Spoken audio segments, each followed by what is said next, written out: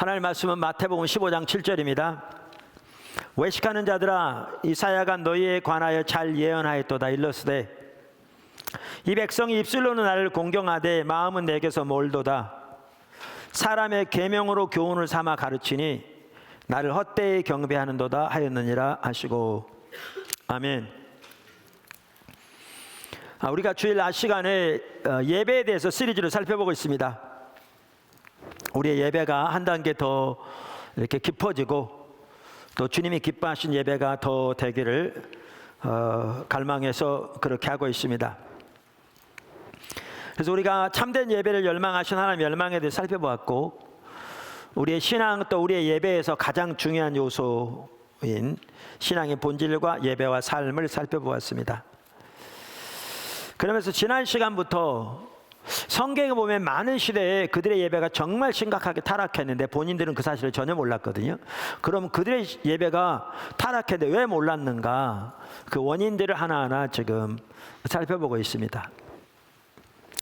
그러니까 이 성경시대 그랬다는 얘기는 오늘날도 얼마든지 그럴 수 있거든요. 얼마든지. 또 이제 내용을 보면 사실 오늘날 우리가 실제로 그런 사실을 잘 볼 수 있거든요. 자, 그래서 우리의 신앙이 타락하면, 그러니까 우리가 신앙이 타락한다는 말은 성경에서 보면 우리 신앙의 본질에서 떠나는 것을 그렇게 표현하는 거죠. 그것도 성경은 하나님을 버린다라고 표현하고 있고요. 그래서 하나님을 알고 존재를 다해 사랑하는 삶에서 떠나는 것을 성경은 하나님을 버리는 것이라고 말합니다. 그게 우리 신앙이 타락하는 거죠. 자, 이렇게 우리 신앙이 타락하면 여러 가지 열매들이 나타나는데, 특별히 우리의 예배와 관련해서 나타나는 중요한 열매 세 가지를 나열했습니다. 그래서 하나는 우리 영적 분별력이 어두워진다. 또 다른 하나는 우리의 삶이 하나님 중심적인 삶에서 자기 중심적인 삶으로 전락한다. 셋째, 우리의 신앙과 예배에 대한 이해가 왜곡된다. 다시 말해서 거짓 신앙 체계가 전면에 나선다. 이걸 제가 지난주에 언급했고요. 지난주에 영적 분별력에 대해서 살펴보면서 왜 예배가 타락하는데도 그 사실을 모르게 되는가? 우리 신앙이 타락하면 영적 분별력이 어두워져서 하나님의 관점이 가려지기 때문에 예배가 그토록 타락했는데도 모르게 된다. 그래서 예배와 영적 분별력의 관계를 지난주에 살펴보았습니다. 오늘은 그 다음에 하나님 중심적인 삶과 자기 중심적인 삶에 대해 좀 살펴보기 원합니다. 하나님 중심적인 삶과 자기 중심적인 삶에 대해 좀 살펴보기 원합니다. 그러니까 우리의 신앙이 타락한다는 말은 우리의 삶이 하나님 중심적인 삶에서 자기 중심적인 삶으로 전락한다는 말입니다. 그러니까 자기 중심적인 삶이 타락의 본질입니다. 그리고 말씀드린 대로 우리 신앙에서 성경적인 관점에 의하면 우리의 신앙의 본질과 예배와 삶이 분리되지 않은데, 분리되는 순간 잘못된다 이렇게 말씀드렸잖아요. 그런데 신앙이 타락하면 이게 분리되는 거죠. 그 삶은 자기중심적인 삶을 살면서 몇 가지 종교적인 의식을 잘 들이면 그 예배는 참다운 예배가 될 것이라고 생각하는 거죠. 근데 하나님 앞에서 그 예배는 전적으로 타락한 예배죠. 그러니까 그런 잘못된 이해를 가지고 있기 때문에 자기가 드린 예배가 타락되는데도 그 사실을 모르게 되는 것이죠. 그래서 이러한 부분을 보려면 하나님 중심적인 삶과 자기 중심적인 삶을 보아야 합니다. 사실 하나님 중심적인 삶과 자기 중심적인 삶을 우리가 여러 번 살펴보았기 때문에 저 개인적으로는 이런 설교를 시리즈로 하면서도 사실 기도합니다. 하나님 이 부분을 다시 살펴봐야 합니까? 아니면 이 부분을 그냥 넘어가고 다른 부분들을 살펴봐야 합니까? 이렇게 기도하죠. 그리고 저 개인적으로는 성도들이 안다고 생각하는 내용을 또 설교한다는 거 사실 쉽지 않습니다. 그런데 제 생각인지는 몰라도 제가 기도하는 바로는 이 부분을 꼭 살펴보기 원하시는 하나님의 마음을 강력하게 주셔서 그럼 저는 순종하죠. 근데 제가 일부 예배 설교하면서도 이건 설교를 몇 번 들어서 중요한 게 아니라 우리가 정말 하나님 중심적인 삶을 다시 한번 살펴보면서 우리의 삶이 하나님 중심적인 삶이 되도록 돌아보는 게 너무 중요한 거죠. 특별히 예수님의 삶은 우리 삶의 본보기인데 예수님이 어떻게 하나님 중심적인 삶을 살았는가를 다시 한번 상세하게 보면서 우리의 삶을 예수님의 삶과 대조해서 우리의 삶이 어떻게 더욱더 하나님 중심적인 삶으로 돌이켜야 할지를 늘 돌아보는 것은 정말 중요한 것 같습니다. 그래서 오늘은 하나님 중심적인 삶에 대해 살펴보고요. 시간상 다음 주에는 그것이 이제 타락하면 어떻게 자기 중심적인 삶으로 전락하게 되는가라는 것을 살펴보려고 합니다. 첫째, 우리 신앙은 처음부터 끝까지 하나님 중심적인 삶입니다. 아멘. 이 한 가지만 올바로 기억해도 우리는 우리 신앙에 대한 정말 이렇게 올바른 이해를 가질 수 있습니다.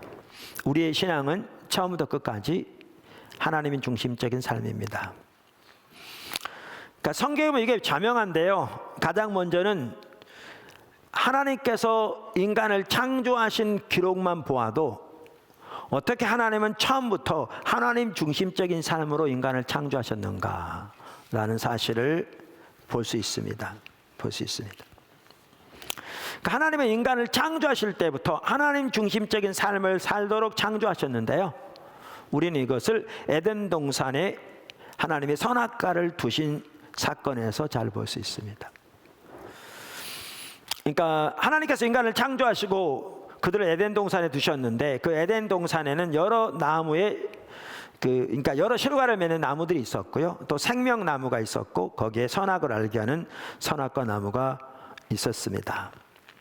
그러면 하나님께서 그 선악을 알게 하는 나무의 열매는 먹지 말라고 하면서 먹는 날에는 반드시 죽을 것이라고 말씀하셨습니다. 어떤 사람들은 하나님께서 무엇 때문에 선악과를 만드셨단 말이냐, 선악과를 만들지 않았더라면 인간이 타락한 일도 없었을 텐데 무엇 때문에 선악과를 만들어서 인간으로 하여금 타락하게 만드셨는가, 이렇게 얘기하는 사람도 있습니다. 그러나 선악과야말로 최소한 두 가지 면에서 매우 중요한 의미를 갖습니다. 하나는 선악과는 하나님의 인간을 만드시되 로봇가 아닌 인간으로 만드신 것을 볼 수 있습니다.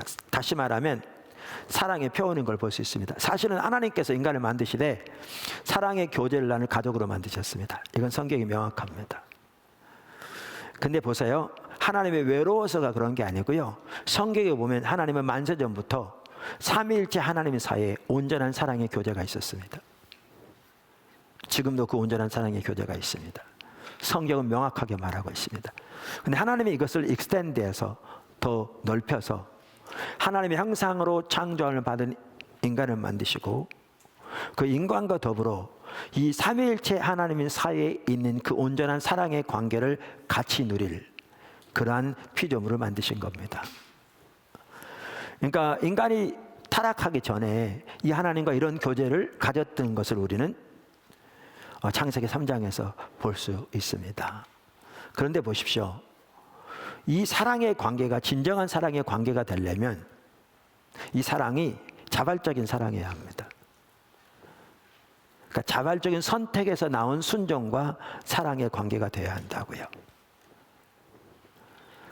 그러니까 거룩함과 순종만 하더라도요, 죄를 지을 기회가 없기 때문에 죄를 짓지 않는 것은 거룩함이 아니고요, 죄를 못 짓는 겁니다. 제가 가끔 얘기하는데 전 1980년에 미국 공부하러 갔는데 그 80년 초반에 한인교회, 지금 어떤지 모르겠지만 오래돼서 지금은 아마 거의 비쌀 거라고 생각하는데 좀 달라질 수는 있겠고요. 그 당시에 한인교회에서 그 다음 세대 그 아이들의 문제가 교회 전체의 문제였어요. 사실 한인 사회 전체의 문제였습니다. 왜 그러냐면 이 아이들이 한국에 있을 때는 별 문제가 없었습니다. 그런데 미국에 딱 오니까 옆으로 가는 애가 너무나 많아진 거죠. 그럼 이 아이들이 갑자기 타락했느냐? 아니요. 그리고 이 아이들이 미국 가니까 더 타락했느냐? 한국에 있을 때 거룩했느냐? 아닙니다. 똑같은 아이들인데 한국에 있을 때는 죄를 지을 기회가 없었던 거죠. 왜냐하면 10년대까지만 하더라도 모든 게 통제된 사회였거든요. 근데 미국에 가니까 모든 심지어 죄를 지을 기회도 널려 있는 거죠. 요즘 같은 때는 미국에서요, 초등학교에서도 마약을 구할 수 있는데 5불이면 구한답니다. 이렇게 원하면 얼마든지 죄를 지을 기회가 널려져 있으니까 이들이 순식간에 옆으로 많이 간 거죠. 그럼 아까도 말씀드린 대로 이들이 더 타락해서 그런가? 아니요. 한국에 있을 때는 기회가 없었을 뿐인 거죠. 그래서 거룩함도 진정한 의미의 거룩함이 되고 진정한 의미의 순종이 되려면요, 죄를 지을 수 있는 기회가 있음에도 불구하고 자발적인 선택에 의해서 하나님께 순종하고 구별되는 삶을 살기로 선택한 것이 진정한 거룩인 거죠. 사랑도 그렇습니다. 이 얘기도 자주 하는데, 옛날에 그 대부 영화를 보니까, 그러니까 이태리 마피아 얘기잖아요. 사람의 목숨은 파리 목숨보다 더 못하더라고요. 그냥 이렇게 하면 그냥 끝납니다. 근데 그렇게 사악한 그 갱단 두목들도요, 자기 아내한테 함부로 안 하더라고요. 그럼 그렇게 사악할 정도고 다른 사람들의 목숨을 파리 목숨보다 못하게 여길 정도면 얼마든지 아내한테 폭력을 쓰든지 강압적으로 자기가 원하는 걸 하게 할 수 있잖아요. 근데 문제는 그런 거죠. 그렇게 해서 아내에게 한다면 아내가 목숨이 두려워서 도망갈 길이 없어서 그렇게 할지 모르지만 사랑은 아닌 거죠. 그런데 그런 깽단 두목도 최소한 자기 아내한테서라도 진정한 사랑을 받기 원하는 거죠. 그러니까 사랑이 진정한 사랑이 되려면 자발적인 선택에서 나온 것이어야 합니다. 하나님이 깽단 두목 이런 차원이 아니고요, 금방 말씀드린 대로 삼위일체 하나님 사이에 온전한 사랑의 교제를 가지고 있는 그 삼위일체 하나님이 인간을 만드신 하나님과 그 교제 가운데 살기를 원하셨는데요, 이 사랑이 진정한 사랑이 되려면, 이 동행하는 사람이 진정한 동행이 되려면, 이 하나님께 대한 순종이 진정한 순종이 되려면 자발적인 것이 되어야 합니다. 자유의지를 가지고 자발적인 선택에 의해서 순종하고 사랑하는 거고 구별된 삶을 살아야 비로소 진정한 순종과 사랑이 되는 거죠. 그래서 하나님은 선악과를 드셨습니다. 인간을 인간으로 만드신 거죠. 자유의지를 가진. 인간의 존엄성이요, 늘 말씀드린 대로 하나님께서 모든 인류를 하나님의 형상으로 창조한 이 피조물이 난 데 있는 겁니다. 또 하나 왜 이 선악과가 중요한가 하면요, 그게 하나님의 주권적인 통치를 상징합니다. 인간으로 하여금 하나님의 통치 아래 살으라는 거죠. 그래서 이러한 내용들을 볼 때에 우리는 분명하게 뭘 볼 수 있냐면, 하나님께서 인간을 창조하실 때부터 하나님 중심적인 삶으로 창조하셨다는 사실입니다. 할렐루야. 뿐만 아니라 채책 예배복 책에는 이제 아브라함을 부르실 때 나타난 하나님 중적인 삶도 있는데요, 그 부분은 한번 여러분 책 읽어보시고요. 시간을 아끼기 위해서 또 하나 중요한 게 뭐냐 하면, 이렇게 인간이 타락했을 때 하나님께서 하나님을 위한 한 백성을 세우셔서 그들을 통해 인류를 하나님께로 돌이키려고 세우신 그 한 백성이 이스라엘이거든요. 그리고 이스라엘이 실패했을 때 하나님이 유대인과 이방인을 합하여 한 새 백성을 만드신 것이 신약의 교회거든요. 그런데 하나님께서 그 이스라엘을 세우시면서 그들을 어떻게 부르셨는가를 보면 이제 신약의 교회를 향한 하나님의 뜻도 볼 수 있는데, 여기도 보면 하나님께서 철저하게 하나님 중심적인 사람으로 그들을 부르신 걸 볼 수 있습니다. 할렐루야. 하나님 중심적인 사람으로 그들을 부르신 것을 볼 수가 있습니다.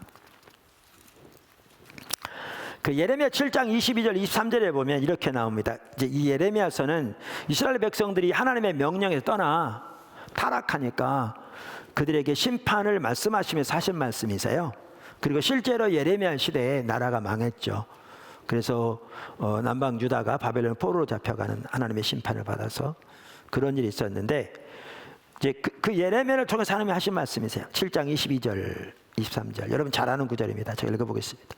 사실은 내가 너희 조상들을 애굽 땅에서 인도하여 낸 날에 번제나 희생에 대해서 말하지 아니하고 명령하지 아니하며. 그러니까 이 말은 하나님께서 이스라엘 백성들을 애굽에서 건져낼 때부터 번제나 희생에 대해서 말하지 않았단 말이 아닙니다. 여러분 살펴본 것처럼 여러분 출애굽기, 레위기, 민수기 보세요. 잔뜩 말씀하셨어요. 그러면 이 말은 무슨 말인가?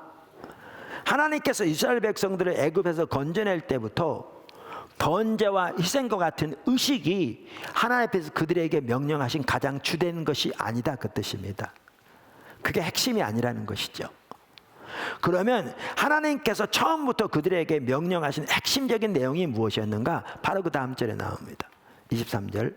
오직 내가 이것을 그들에게 명령하여 이르기를 너희는 내 목소리를 들으라.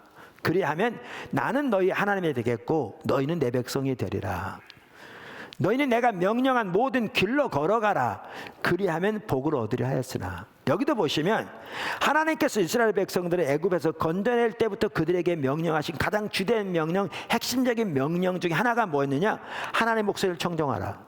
두 번째는 하나님의 모든 길로 행하라. 보십시오. 철저하게 하나님 중심적인 사람입니다. 하나님 중심적인 사람입니다. 근데 여기 아주 중요한 게 있어요. 우리 이제 앞으로 나오는데 보십시오. 이르기를 내 목소리를 들으라. 내 목소리를 청종하라. 그 말이죠. 그리하면 나는 너희 하나님이 되겠고 너희는 내 백성이 되리라 그랬어요. 자, 여기 잘 들으십시오. 이 말은 하나님의 백성들이 하나님의 목소리를 잘 청종하면 그 대가로, 그 공로로 하나님의 백성들이 하나님의 백성이 되고 하나님은 그들이 하나님 된다는 말인가? 아니죠. 아닙니다. 근데 여기 성경은 그렇게 지금 기록되어 있는 것 같죠. 근데 우리가 성경은 전체적으로 해석해야 되는데 이따도 나오지만 그 내용이 아닙니다.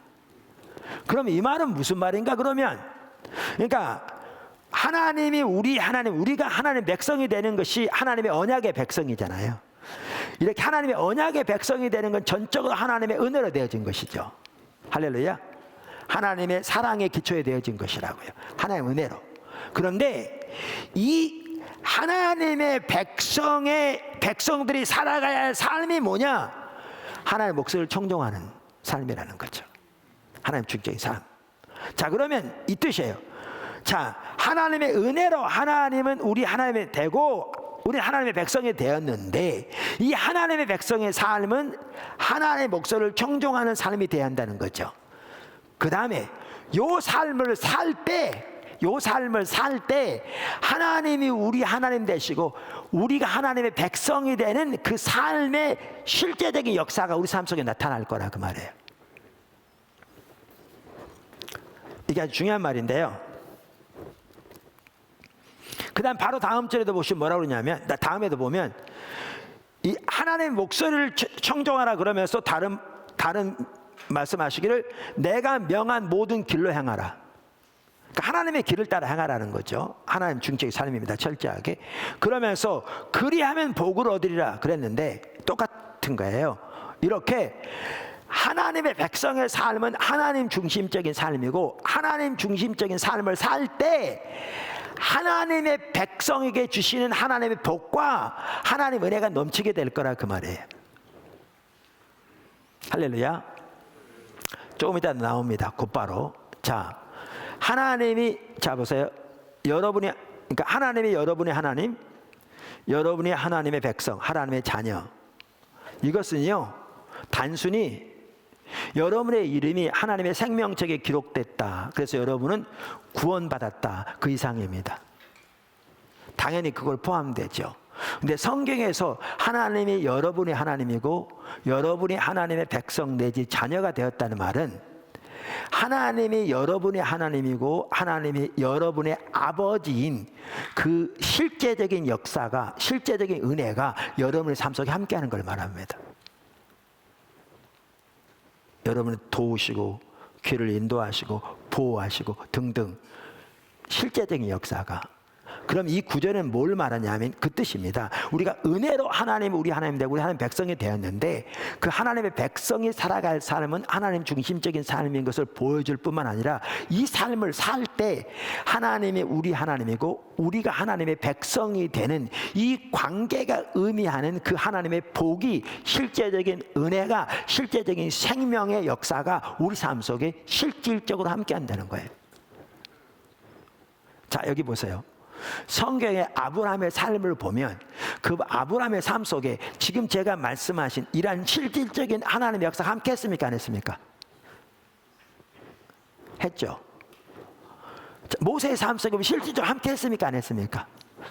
다니엘의 삶에 보면 실질적으로 함께 했습니까? 안 했습니까? 그러면 예수님은 하나님의 아들이신데 예수님의 삶 속에 실질적으로 함께 했습니까? 안 했습니까?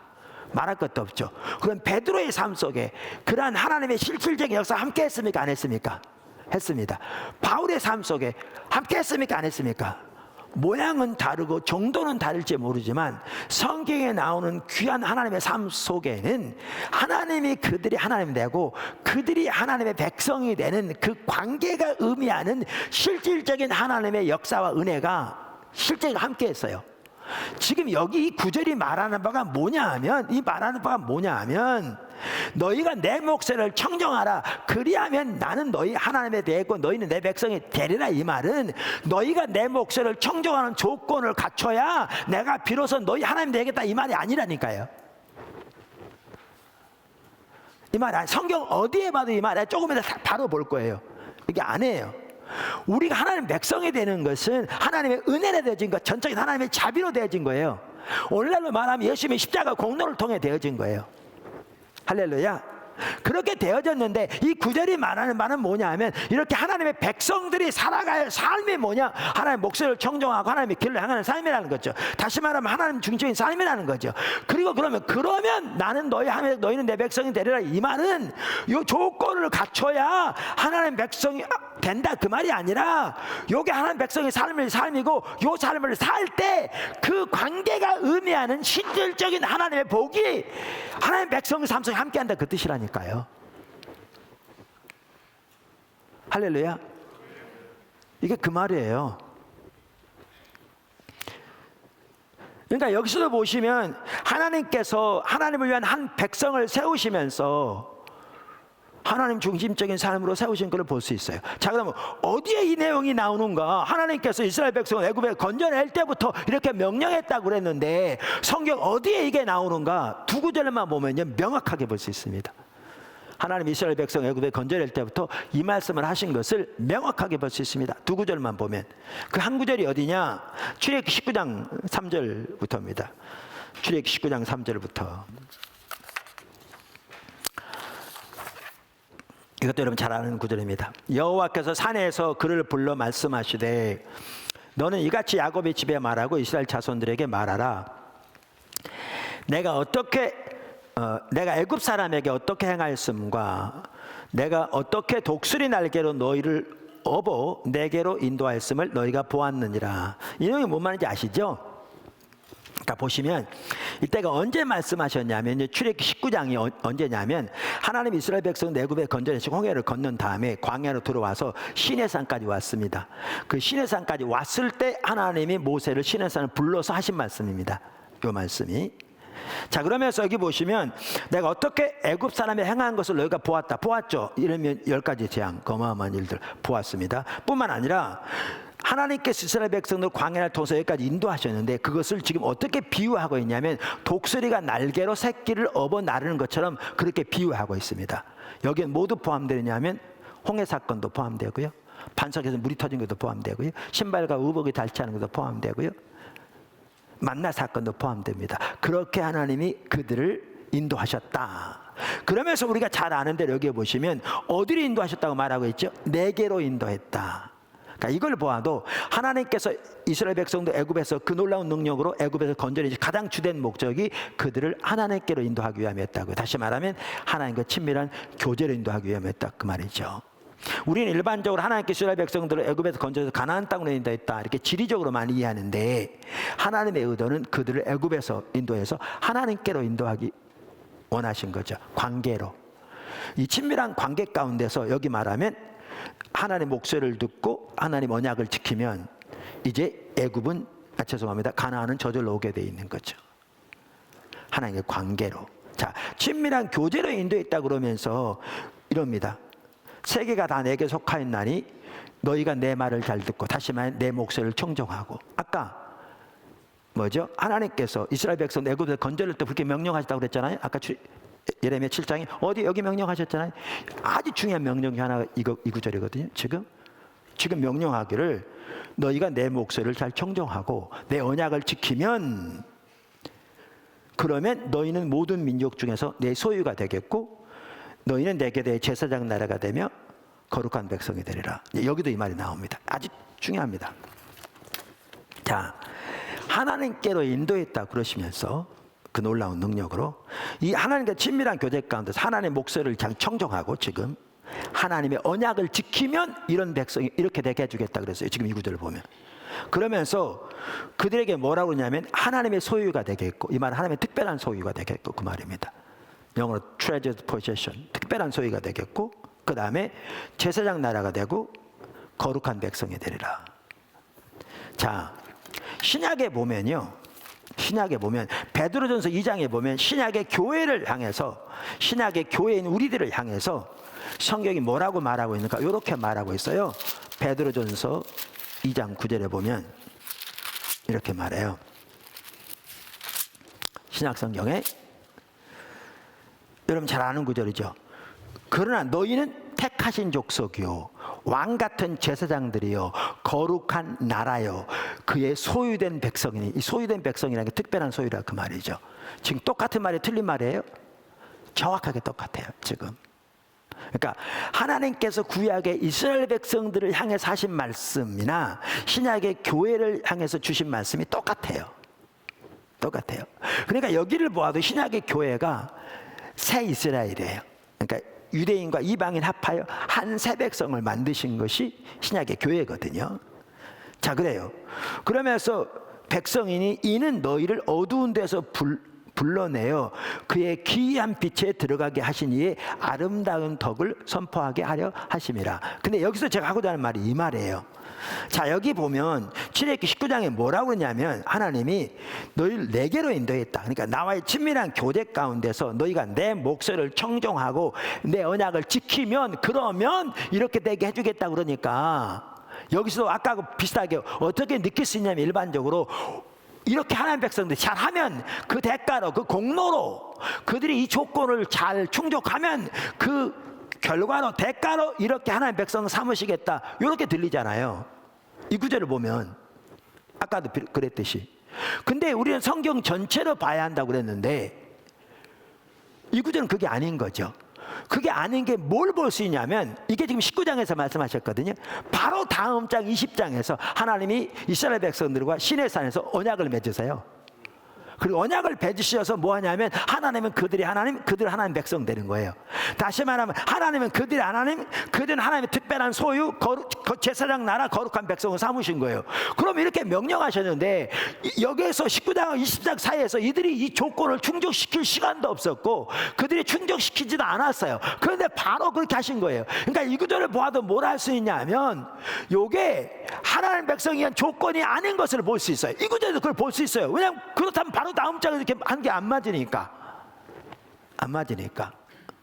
그래서 여기서도 볼 수 있는 게 뭐냐 하면 신약은 더 말할 것도 없고 구약만 하더라도 하나님께서 이스라엘 백성을 애굽에 건져내기 전적인 하나님의 은혜와 능력으로 하나님의 백성을 향한 사랑으로 되어졌고, 그래서 하나님이 그들이 하나님 백성이 되는 이 언약의 관계를 맺으셔서 그들 하나님 특별한 소유 삼으시고 거룩한 나라 삼으시고 제사장 나라 삼으셨는데 이게 이들이 이 조건을 갖췄기 때문에 한 게 전혀 아니라고요. 성경 전체를 보아도 할 수 있고 이 구절도 보아도 할 수 있고. 그럼 이 말이 뭔 말이냐면 이 뜻이라니까요. 하나님의 은혜로 그들을 이렇게 특별한 하나님 백성을 삼으셨어요. 하나님은 그들의 하나님, 그들의 하나님 백성. 그 하나님 백성이 된다는 말이 속에는 그들이 하나님의 특별한 소유, 제사장 나라, 거룩한 백성이 되는 거죠. 신약에도 똑같은 말씀을 지금 우리에게 하고 계세요. 그러면서 이 백성들에게 요구하시는 삶이 뭐였느냐? 하나님 중심적인 삶인 거죠. 여기 보면 하나님과 친밀한 교제 가운데서 하나님 목소리를 청정하고 하나님의 언약을 지키라. 이 구절에 나오는 바는 하나님 중심적인 삶. 자, 그러면서 이 말이죠. 이 구절은 이 뜻이에요. 그렇게 하면 되겠다, 하면 되겠다, 이렇게 조건이 나오잖아요. 이 말은 이것을 해야 신분적으로 그런 자녀가 된다는 말이 아니고요. 아니고 그렇게 은혜로 이렇게 삼으셨는데 그들에게 요구되는 신앙의 삶이 하나님 중심적인 삶이고, 이 삶을 살 때 이 신분이 의미하는 바가 실질적으로 그들의 삶 속에 이루어진다는 얘기예요. 이게 그 뜻이에요. 그러니까 성경에서 말하는 나는 너희 하나님의 너희는 내 백성이 되리라, 이 말은 단순히 신분적인 관계만 말하는 게 아니라 그 관계가 의미하는 하나님의 살아있는 실질적인 역사가 우리 삶 속에 실제로 일어나는 것을 포함하기 때문에 여기서 이 말은 그 뜻이라고요. 이 말은 그 뜻이에요. 그 삶을 살 때 그 관계가 의미하는 하나님의 실제적인 복이, 실질적인 하나님의 역사가, 그걸 성경은 생명이라고 표현하는데 그 하나님의 생명이 하나님 백성들 삶 속에 함께할 거라, 그 말이죠. 그러니까 제사장 나라만 하더라도 그렇습니다. 제사장 나라란 말은 이 뜻이에요. 하나님이 하나님 백성들 가운데 거하시며, 그래서 성막이 그만큼 중요했어요. 나중에 성전이 중요했어요. 왜냐하면 하나님이 하나님의 임재로 지성소 가운데 머물러 계셨거든요. 그래서 하나님 백성들 가운데 거하시며 그들 가운데 두루 행하셔서 하나님만이 하실 수 있는 일들을 하나님 백성들 안에 그들을 통해 행하심으로 열방이 그것을 보고 하나님께로 돌아와 그들도 복을 얻게 되는, 그래서 아브라함에게 약속하신 대로 그 아브라함을 통해서 열방이 복을 얻게 될 거라고 그랬는데, 이렇게 그들이 하나님께 돌아오는 하나님의 도구로 사용하시겠다. 이게 뭐냐면 그들을 제사장 나라로 부르셨다, 그 뜻이에요. 그 뜻이에요. 그런데 호세아 4장에 보면 이 백성이 지식이 없으므로 망한다 그러면서 내가 지식을 보였으니 나도 너를 버려 내 제사장이 되지 못하게 할 것이라 그랬잖아요. 호세아 4장 6절에 지난번에 살펴봤잖아요. 이 말은 저들이 하나님을 아는 참된 신앙의 본질에 떠나니까, 하나님 버리니까 하나님이 그들과 함께하지 않는 거죠. 그래서 결과가 내 제사장이 되지 못하게 할 것이 말은 더 이상 하나님의 제사장으로 신분을 잃는다, 그 말이 아니에요. 그 말이 아니에요. 그들은요 바벨론 포로로 잡혀갔을 때에도 하나님 백성이었어요, 신분적으로. 이 말은 뭐냐 하면 제사장 나라가 의미하는 실제적인 역사가 그들과 함께하지 않을 거라, 그 말이에요. 왜? 그들이 하나님 버렸기 때문에.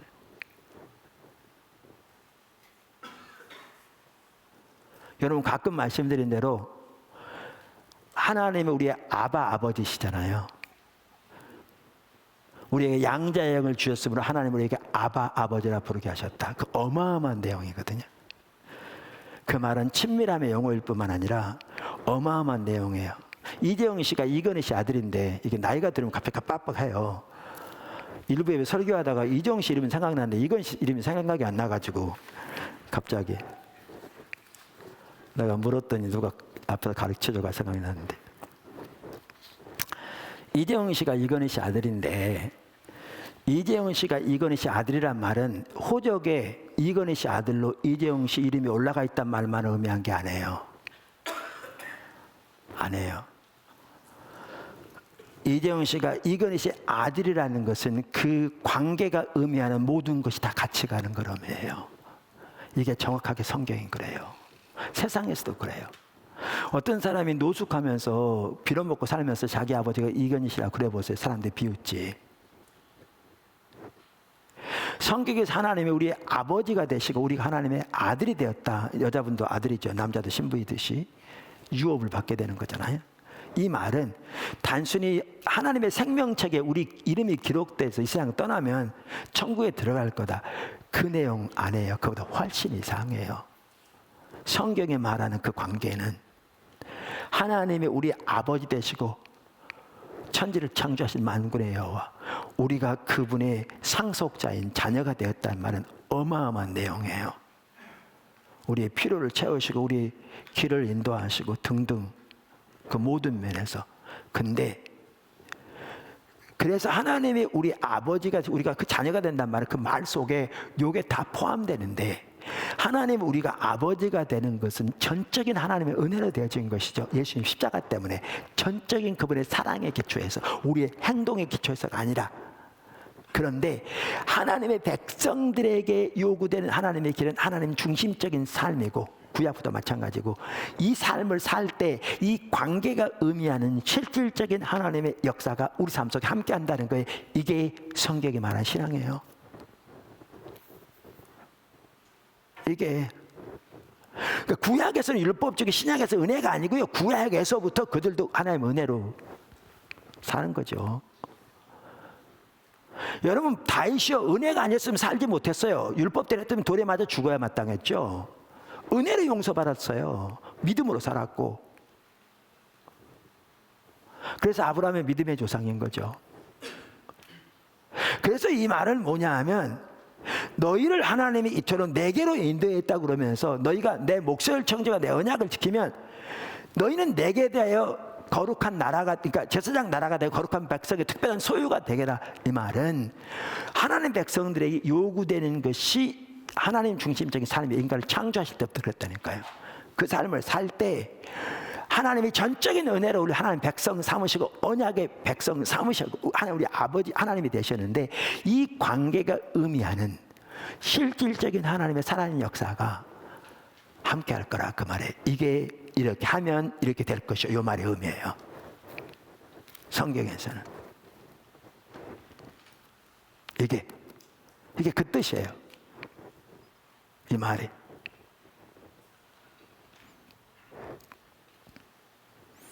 이건 성경 전체를 보면 너무나 명확하고요. 너무나 명확합니다. 그러니까 이 구절을 보아도 알 수 있듯이, 하나님은 이스라엘 백성 애굽에서 건져낼 때부터 그들에게 말씀하신 신앙은 하나님 중심적인 삶이에요. 이것을 또 잘 보여주는 구절 중에 하나가 신명기 30장이에요. 신명기 30장 15절부터 20절, 여러 번 본 구절이죠. 우리 신앙의 본질에 대해서 가장 잘 말하고 있는 구절 중에 하나예요. 신명기는 두 번째 율법이라는 뜻이고요, 율법을 재해석한 거죠. 모세가 요단강 건너기 전에, 이스라엘 백성을 건너기 전에 그 두 번째 율법에서 전체를 읽어보시면 이게 가장 잘 요약하고 있는 걸 볼 수 있어요. 그러니까 율법 전체를 가장 잘 요약한다고 볼 수 있어요. 신명기 30장 15절 이렇게 말하죠. 보라, 내가 오늘 생명과 복과 사망과 화를 네 앞에 두었다. 한쪽에는 생명과 복, 다른 쪽에는 사망과 화를 두었다. 19절, 내가 오늘 하늘과 땅을 불러 너희에게 증거를 삼노라. 내가 생명과 사망과 복과 저주를 내 앞에 두었다. 여기도 한쪽엔 생명과 복, 다른 쪽엔 사망과 저주. 아까는 사망과 화라고 그랬다. 같은 걸 의미하죠. 그러면서 너와 내 자손이 살기 위해 생명을 택하라. 이걸 보면 우리를 향한 하나님의 뜻은 항상 생명인 걸 볼 수 있고, 다른 말하면 복인 걸 볼 수 있어요. 그러면서 생명을 택하는 길을 16절과 20절에서 말씀하세요. 그럼 어떻게 생명을 택하는 길인가? 16절, 내 하나님 여호와를 사랑하고 그분의 모든 길로 행하며 그 명령과 규례와 법도를 지키라. 이 말은 그분의 말씀을 지키라, 그 뜻이라고요. 여러 번 살펴봤죠. 그 다음에 20절, 내 하나님 여호와를 사랑하고, 그 다음에 그의 말씀을 청종하며, 이렇게 돼. 원어에는 그의 목소리를 청종하며 이렇게 돼 있다니까. 아까 여기 예레미야서에 나온 거 똑같아요. 그의 목소리를 청종하며, 또 그를 의지하라. 그에게 착 달라붙어 있으라. 그와의 친밀한 교대 가운데 머물러 있으라, 그 말이죠. 그러니까 이게 우리 신앙의 본질을 가장 잘 요약하고 있을 뿐만 아니라, 한마디로 말하면 하나님이 그들에게 명령하신 말이 하나님 중심적인 삶임을 명백하게 볼 수 있어요. 그러면 이렇게 하나님 중심적인 삶을 살면 어떻게 할 거라고요? 여기 보면 성경에 그렇게 되면 생존하며 번성할 것이요, 가서 차지할 땅에서 복을 주실 것임이라, 이렇게 말함으로써 그 삶을 살 때 그들에게 하나님의 살아있는 생명 역사가 넘치게 될 것을 지금 말하고 있습니다. 자, 이와 같이 하나님께서 이스라엘 백성을 세우실 때부터 하나님은 철저하게 하나님 중심적인 삶을 명령하셨어요. 작은 세 번째, 무엇보다 예수님의 삶 속에 예수님은 하나님 중심적인 삶을 사셨어요. 이게 가장 중요한 본보기가 돼요. 자, 보시면 그렇습니다. 하나님 인간을 창조할 때 하나님 중심적인 삶으로 창조하셨습니다. 이스라엘 백성을 세우시면서 하나님 중심적인 삶으로 세우셨습니다. 신약의 교회는 새 이스라엘이에요. 그리고 예수님이 이 땅에 오셔서 그분은 철저하게 하나님 중심적인 삶을 사셨습니다. 그분의 삶은 우리의 본보기입니다. 하나님께서 우리를 빚어가시는데 로마서 8장에 보면 모델이 있습니다. 누구의 형상으로 빚어가시는가? 예수님 형상대로. 그러니까 어떤 사람이 조각을 하는데 옆에는 모델을 앉혀놓고 조각을 하는데 하나님이 그걸 비유하자면 조각가로서 우리를 빚어가시는데 그래서 다듬어 가시는데 거기에 있는 모델이 누구냐? 예수님이라는 거죠. 주님의 형상으로 변화시키고 계신 거죠. 근데 주님은 누구보다 그 어느 누구보다 하나님 중심적인 삶을 사셨습니다. 그러니까 이걸 보면 우리 신앙은 처음부터 끝까지 하나님 중심적인 삶입니다. 너무나 당연한 얘기고요. 한마디만 해도 되는 얘기인데 왜 제가 이 많은 시간을 할애해서 설명하느냐?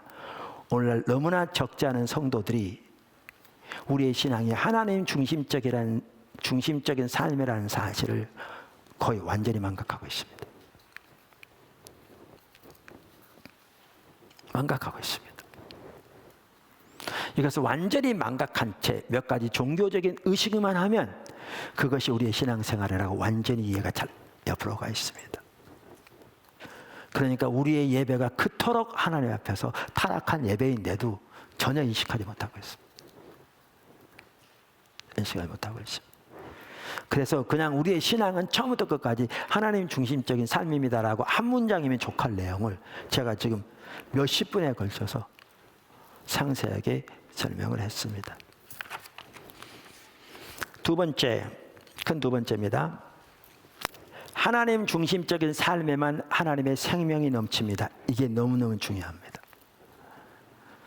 하나님 중심적인 삶에만 하나님의 생명이 넘칩니다. 예수 믿는 사람들마저도 하나님 중심적인 삶이 옳은 신앙이라는 것을 인정하면서도 하나님 중심적인 삶을 부담스러워합니다. 적지 않은 사람들이. 하나님의 주권적인 통치를 말하면 예수 믿는 사람들 중에서도 믿은 지 오래된 사람들 중에서도 적지 않은 사람들이 그것을 부담스러워합니다. 하나님이 주신 복을 말하면 싫어하는 사람이 거의 없습니다. 근데 하나님의 주권적인 통치와 하나님 중심적인 삶을 말하면 적지 않은 사람들이 부담스러워합니다. 근데 정말 어리석은 것입니다. 왜냐하면 하나님 중심적인 삶에만 하나님의 진정한 복이 있거든요. 다시 말할까요? 하나님 중심적인 삶에만 하나님의 진정한 복과 생명이 함께한다고요. 아까 한쪽에는 생명과 복, 다른 쪽에는 사망과 화를 두셨다고 하시면서 너희와 너희 자손이 살게 생명을 택하라고 그랬거든요. 그 생명을 택하는 길을 정확하게 하나님 중심적인 삶을 말하고 있거든요. 그러니까 이 하나님 중심적인 삶에만 하나님의 진정한 복과 생명이 있습니다. 그러니까 하나님이 주시는 복은 원하면서도 하나님 중심적인 삶은 부담스러워하는 것은 정말 어리석은 것이죠. 그건 앞뒤가 안 맞는 얘기거든요. 안 맞는 얘기입니다. 우리가 에덴 동산의 삶을 보아도 명백하게 볼 수 있는데요. 아담과 하와가 하나님 주권적인 통치 아래서 하나님 중심적인 삶을 살아갈 때 그들 가운데 하나님의 생명의 역사가 넘쳤습니다. 아멘. 하나님과 친밀한 교제가 그들에게 있었고요. 하나님의 진정한 보호가 그들 가운데 있었고요.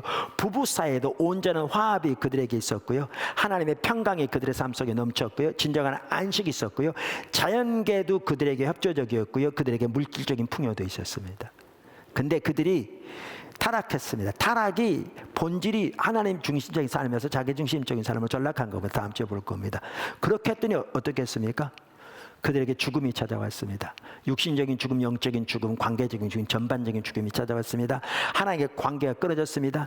엉겅퀴가 나게 되었습니다. 하나님은 살아있는 생명 역사가 그들에게서 거치게 되었습니다. 여러분 오늘날에도요. 제가 새로 결혼하는 부부들에게 자주 얘기하거든요. 뭐 주례해달라고 오는 사람도 있고 우리 청년들도 많이 있으니까 그러거든요. 하나님 중심적인 삶을 사는 것보다 부부 사이에 진정한 행복이 없다. 그리고 하나님 중심적인 교회 안에 머물러라. 왜냐하면 가정이 하나님 중심으로 살아갈 때 거기에 진정한 행복이 있는데, 때로는 그렇게 살아가다가도 넘어질 수도 있고 싸울 수도 있고, 그런데 그럴 때 하나님 중에 교회 안에서 큰 가족 안에 머물러 있을 때 거기에서 그들이 싸매지고 회복되어지고 돌이켜지고 하기 때문에 그게 매우 중요하다. 여러분, 부부 사이에도 상대방을 자기중심적으로 대해 보십시오. 자기 목적을 살면서 상대방은 자기 목적을 수단으로 전락해 보십시오. 그 사이 오래 못 갑니다. 마지못해 살지 모르지만 진정한 행복 거기에 있지 않습니다.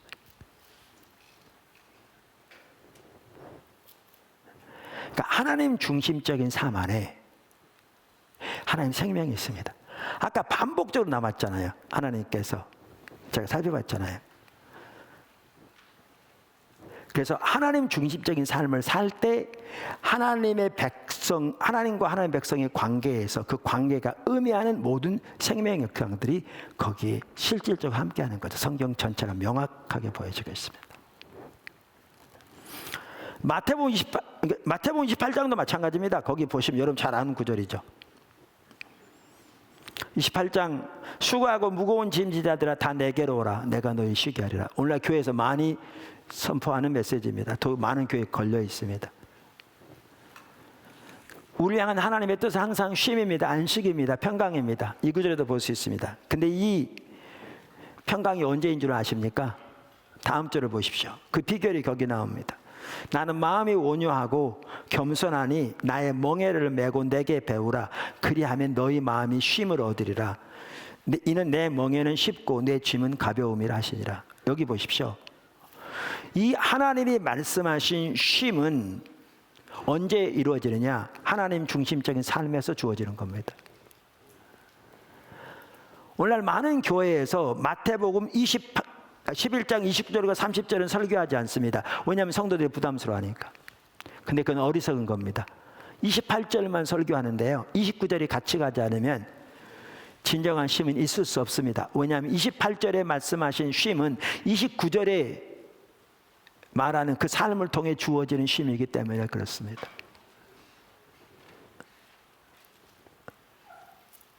그렇습니다.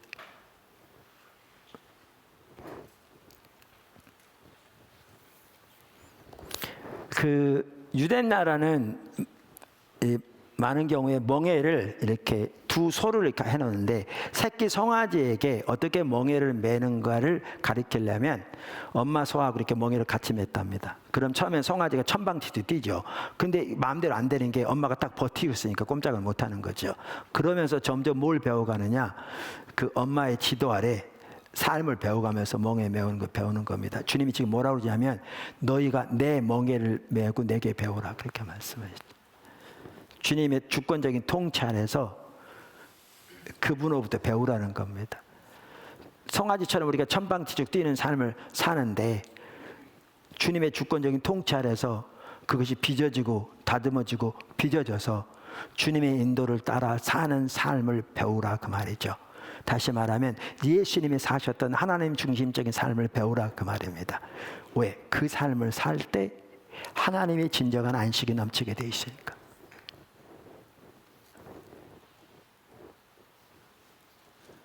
하나님의 진정한 안식이 넘치게 돼 있으니까. 반면에 여러분, 예레미야서나 이렇게 에스겔서에 많이 나옵니다만은 하나님의 백성들은 하나님을 떠나 있는데 그들이 요구한다고 해서 성경에 나온 좋은 약속들만 임의로 골라서 그들에게 평강 내지 축복을 외치는 메시지를 거짓말하는 자들이라고 말하면서 그들은 하나님의 백성을 흩어지게 하는 자들이라고 말합니다. 왜? 하나님의 약속 흩어지게 만들고 하나님께로 돌아오지 않고 하나님을 떠나 있는데 그들에게 임의적으로 좋은 약속들만 골라서 전함으로 아무런 효력이 없을 뿐만 아니라 하나님께 돌아오지 못함으로 하나님의 약속 흩어지고, 구약 같은 경우 나라가 망해서 여러 나라 흩어지게 됐으니까 하나님의 백성을 흩트는 자들이라고 말합니다. 그리고 그들에게 큰 심판이 있을 것을 말합니다. 성경에 말하는 약속과 쉼이요, 평강, 하나님 중심적인 삶에서 있습니다. 하나님 중심적인 삶에서. 할렐루야.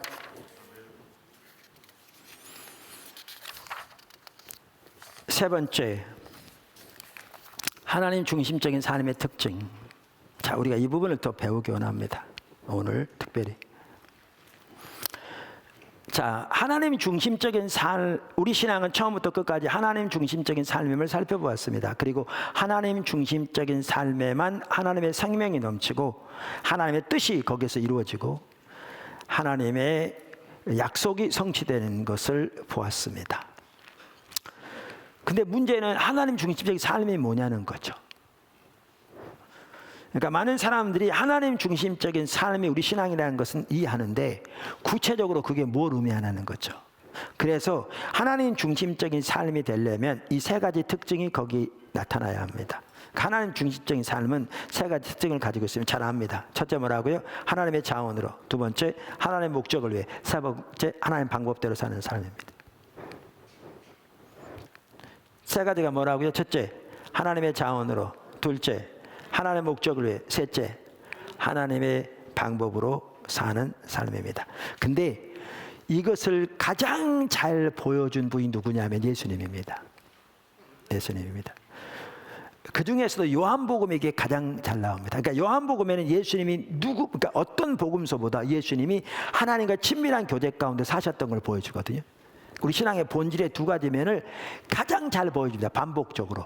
예수님이 아버지 안에, 아버지가 예수님 안에 친밀한 교제 가운데서 하나님의 행하시는 온 사람으로 동참하는 가운데 하나님께서 예수님을 통해 하나님의 일을 이루시면 하나님의 뜻이 이루어지는 이 두 가지 면을 가장 잘 보여주는 것이 요한복음인데, 이 요한복음에서 예수님이 하나님 중심적인 삶을 사셨다는 것을 가장 잘 보여줍니다. 이걸 보면 하나님과 친밀한 교제와 하나님 중심적인 삶이 절대로 분리되지 않는 걸 볼 수 있습니다.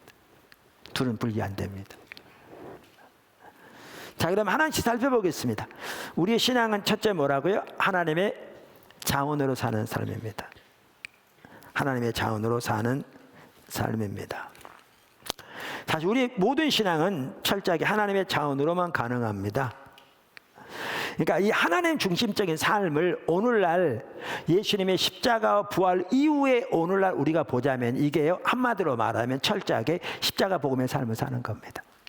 그러니까 하나님의 말씀의 토대에서 오직 은혜, 오직 믿음, 오직 십자가, 오직 성령의 한 삶을 사는 것이 하나님 중심적인 삶의 핵심입니다. 이게 핵심입니다. 할렐루야. 자, 하나님의 자원으로 사는 삶인데요, 이것을 가장 잘 보여주는 것이 예수님이라고 제가 아까 말씀드렸습니다. 그러니까 몇 가지만 보면 예수님이 얼마나 하나님 중심적인 삶을 사셨는가를 이렇게 볼 수 있는데요, 정말 이걸 보면 우리 자신이 돌아봐집니다. 야, 이게 하나님 자원으로 사는 삶의 본보기인 거죠. 자, 몇 가지만 보겠습니다. 예수님은 판단하는 데 있어서도 심판하는 데 있어서도 철저하게 하나님의 자원으로 하셨습니다. 그러니까 먼저 보시면요, 요한복음 5장 27절 한번 보시면 5장 30절에 나오는데요, 요한복음 5장 27절을 먼저 보시면 이렇게 돼 있어요. 인자됨으로 인하여 말미암아, 인자됨으로 말미암아 심판하는 권한을 주셨느니라. 그러니까 예수님은 인자시잖아요. 예수님이 자신을 부를 때 가장 많이 사용한 단어가 그 인자라는 말이거든요. 제가 우리의 위대한 구원에서도 얘기했듯이 우리가 인자 그러는데 원어에는 그 앞에가 정관사가 붙어 있어요. 그러니까 그대로 번역하자면 그 인자란 말이에요. 영어로만 The Son of Man이에요. 왜냐하면 이 배경에 뭐가 있냐면 뭐죠? 그 다니엘서 7장에 하나님 앞에 인도된 그 인자, 그래서 그분에게 하나님께서 모든 권세를 다 통치를 주신 그 인자. 그래서 예수님이 자신을 하나님의 아들이라고 표현한 것보다 자신을 인자라고 표현한 것이 예수님의 신성을 훨씬 더 증거하는 말이거든요. 실제로는 그 배경을 가지고 있기 때문에 유대인들에게는 메시아가 하나님의 아들이고요, 다윗도 하나님의 아들이었습니다. 이스라엘을 하나님의 아들로 그랬고요. 그렇기 때문에 물론 예수님이 하나님의 아들이라는 것은 다른 의미의 하나님의 아들이지만, 그래서 용어로만 따지면 하나님의 아들이라는 용어보다 인자라는 용어가 예수님이 하나님의 아들이라는 걸 훨씬 더 보여주는 그 단어라 그 말에 한편은 숨겨진 것이지만 그 의미상으로 훨씬 더. 자, 그런데 여기 보시면 요한복음 5장에 지금 뭐라고 말하냐면 예수님이 인자됨을 인하여 하나님이 예수님에게 뭘 주셨다고 여기 나옵니까? 요한복음 5장 27절에 심판하는 권한을 주셨다는 거예요. 다시 말하면 판단하는 권세를 주셨다는 거예요. 그러니까 이 말은 뭐냐 하면 예수님은 자기가 보는 관점에 자기 생각대로 판단해도 이 판단이 옳다 틀리다? 옳다는 거예요. 그러니까 할 수 있는 자격이 있다 없다? 있다는 거예요. 왜요? 하나님이 그분에게 그 권세를 주셨기 때문에. 할렐루야. 근데 5장 30절에 뭐라고 말씀하셨냐? 몇 줄 아래 예수님이 뭐라고 하셨냐? 나는 아무것도 스스로 할 수 없노라. 이 말이 요한복음에 여러 번 나오거든요. 사실 반복적으로 나옵니다. 이것만 보더라도 예수님은 얼마나 철저하게 자기 자원으로 살지 않으셨는가를 볼 수 있어요. 반복적으로 나옵니다. 그러면서 뭐라고 그러냐? 듣는 대로 심판하노니 혹은 판단하노니, 그러니까 나는 그 말이죠. 듣는 대로 판단하니, 여기 듣는다는 말은 누구로부터 듣는단 말이에요? 하나님으로부터 듣는다는 말이죠. 판단하노니 나는 나의 뜻대로 하려 하지 않고 나를 보내신 이의 뜻대로 하려 함으로 내 심판은 의로우니라. 그러니까 여기 보시면 예수님은 판단할 수 있는, 심판할 수 있는 권세를 가지셨고 그 능력을 가지셨는데 예수님은 스스로 판단하지 않고 누구로부터 판단을 들으셨다고요? 하나님 아버지께부터 판단을 들었고 그러기에 그 판단이 옳다 이렇게 말씀하십니다.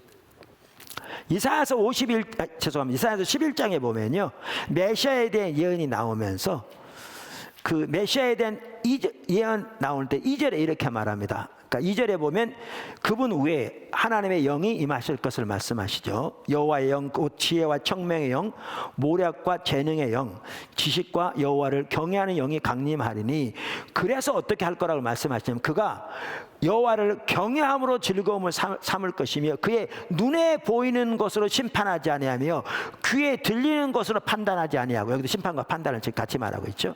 자, 그러면 왜 이 말 하셨냐면요, 우리는 일반적으로 어떻게 판단합니까? 어떻게 심판합니까? 우리 눈에 보이는 것과 우리의 귀에 들리는 것으로 우리가 가진 지식과 경험을 토대로 판단합니다. 이게 뭘 의미하는지 아십니까? 우리 자원으로 판단하는 거죠.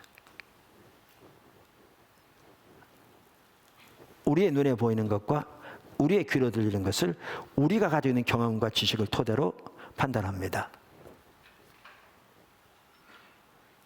우리는. 그런데 예수님은 그렇게 하시더라도 하시는 자격과 있고 능력이 있습니다. 그뿐만 아니라 권세가 있어요. 주셨어요, 하나님이. 근데 그 예수님이 그렇게 안 했어요. 그리고 누구의 판단을 의지했어요? 아버지의 판단을 하셨어요. 그만큼 예수님은 하나님의 자원으로 사셨습니다. 엄청난 얘기입니다. 엄청난 얘기입니다. 우리는 우리의 자원으로 판단하기 때문에 우리의 상처를 가지고 상대방을 판단하는 경우도 너무너무 많습니다.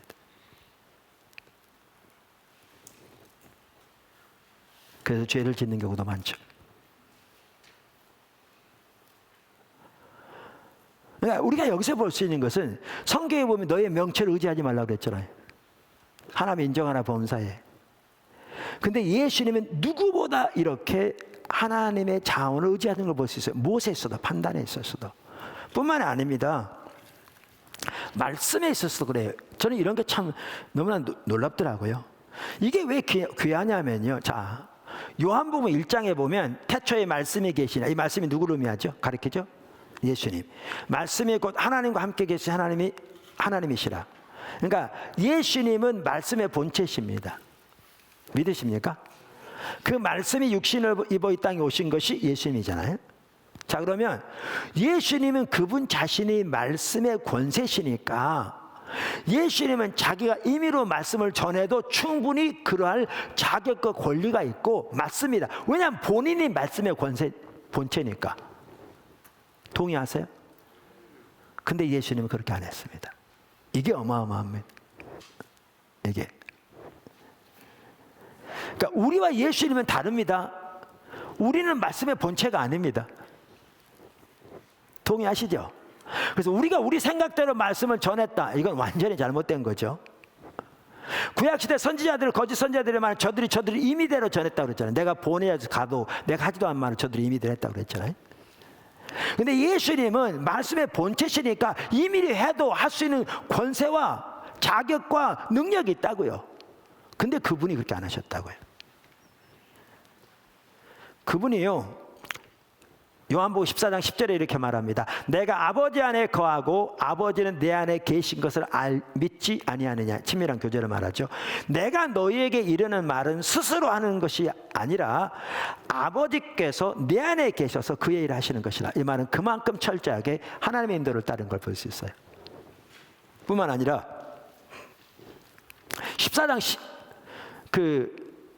49절에 보면요, 내가 자의로 말한 것이 아니요 내 임의대로 말한 것이 아니요 나를 보내신 아버지께서 내가 말할 것과 이룰 것을 친히 명령하셨으니.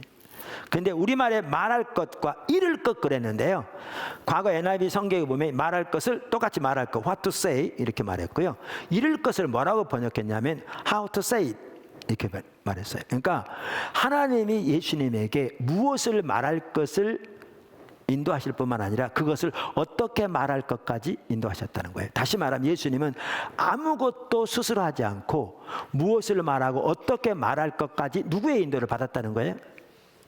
하나님의 인도를 받았다는 거예요. 근데 이게 더 놀라운 게 그분이 말씀의 본체가 되신 분이 한 얘기라 그 말이에요.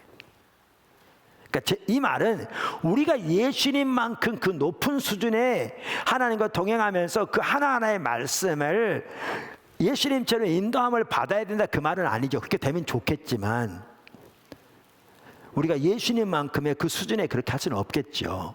중요한 한 가지는 예수님은 그만큼 하나님 중심적인 삶을 사신 거죠. 하나님의 자원으로. 얼마나 높은 수준에. 이걸 보면 우리가 어떻게 하나님의 자원으로 살아야 될 것을 너무나 잘 보여주는 거죠. 너무나 잘 보여주는 거죠. 사역에 있어서도 마찬가지입니다. 사역은 우리가 계획한 것을 우리가 열심히 노력해서 이루는 것이 아니거든요. 우리가 잘 아는 대로 요한복음 5장 19절 20절에 보면 예수님께서 이렇게 말씀하시죠. 그러므로 예수께서 그들에게 이르시되 내가 진실로 진실로 너희에게 이르노니 아들이 아버지께서 하시는 일을 보지 않고는 아무것도 스스로 할 수 없나니. 반복적으로 말했죠. 아버지께서 행하신 것을 아들도 그와 같이 행하느니라. 아버지께서 아들을 사랑하사 자기가 행하시는 걸 다 보이시고 또 그보다 더 큰 일을 보이사 너희로 놀랍게 여기게 하시리라. 나는 스스로 아무것도 할 수 없다. 나는 아버지 행하시는 걸 본다. 그것을 나도 행한다.